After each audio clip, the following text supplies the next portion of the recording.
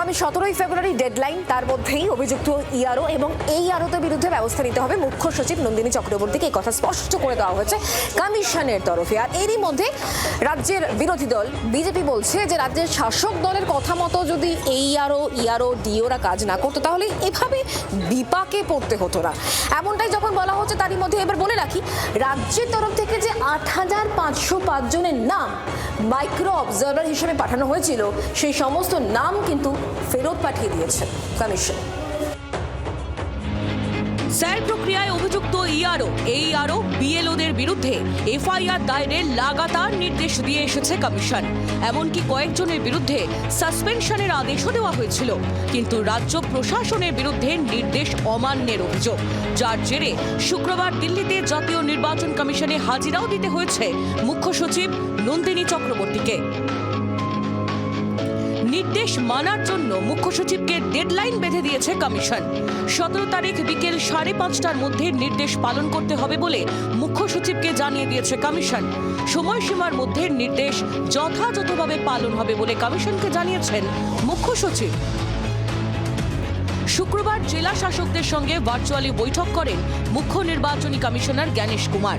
6 জেলার ডিএমকে তিরস্কারও করেন তিনি। বিজেপির অভিযোগ, শাসক দলের কথা শুনে কাজ করতে গিয়ে নিজেদের চাকরিকে বিপদে ফেলছেন আমলারা। এই সরকার থাকলে তো করতে দেবে না সেটা, কারণ এই আরও এবং ইয়ারোরা এই রাজ্য সরকারের কথাতেই তারা এই ধরনের অনৈতিক কাজ করেছে বা নিয়ম বহির্ভূত কাজ করেছে। আমি সেই জন্য বারবার অফিসারদেরকে বলেছিলাম, দেখুন আপনার চাকরি চলে গেলে কিন্তু কেউ দিতে পারবে না।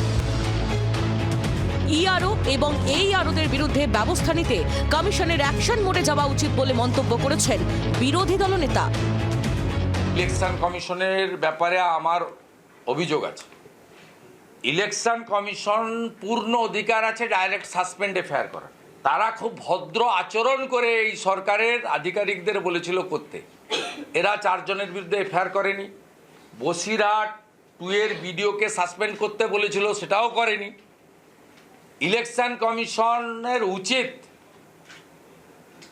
এনাফ ইজ এনাফ, এবারে ডাইরেক্ট অ্যাকশন নেওয়া। এদিকে রাজ্যের দেওয়া ৮৫০৫ জন আমলার তালিকা ফেরত পাঠিয়েছে রাজ্য সিইও দফতর। এই তালিকায় কে কোন গ্রেডের অফিসার তা জানাতে হবে বলে নবান্নকে স্পষ্ট নির্দেশ দিয়েছে কমিশন। যদিও এই তালিকার মধ্যে ৬০০০ জনের ট্রেনিং শুরু করতে ডিওদের নির্দেশ দিয়েছে রাজ্য সিইও দফতর। কমিশনের নিয়ম মেনে যোগ্যরা এই ট্রেনিংয়ে থাকবে। আমরা তো জেলা শাসককে বলে দিয়েছিলাম যে micro observer as per supreme court guideline eligible আছেন ওদেরকে ট্রেনিং আরম্ভ করার জন্য আমরা জেলাকে এখন ডেলিগেট করেছি, আপনারা ট্রেনিং করুন ওখানে। করি 1-2 দিনের মধ্যে ট্রেনিং শেষ হবে, তারপরে এদেরকে আমরা যুক্ত করে দেবো আমার ইআরও সঙ্গে। তালিকায় কতজন ইআরও আছে তাও জানাতে হবে নবান্নকে। সবিস্তারে তথ্য দিলে তবেই কমিশন এই তালিকাকে গ্রাহ্যের মধ্যে আনবে বলেও রাজ্য সরকারকে জানানো হয়েছে। অয়ন ঘোষাল ও অর্কদীপ্ত মুখোপাধ্যায়ের রিপোর্ট, জি 24 ঘন্টা। বাংলার আওয়াজ, বাঙালির আবেগ, জি 24 ঘন্টা।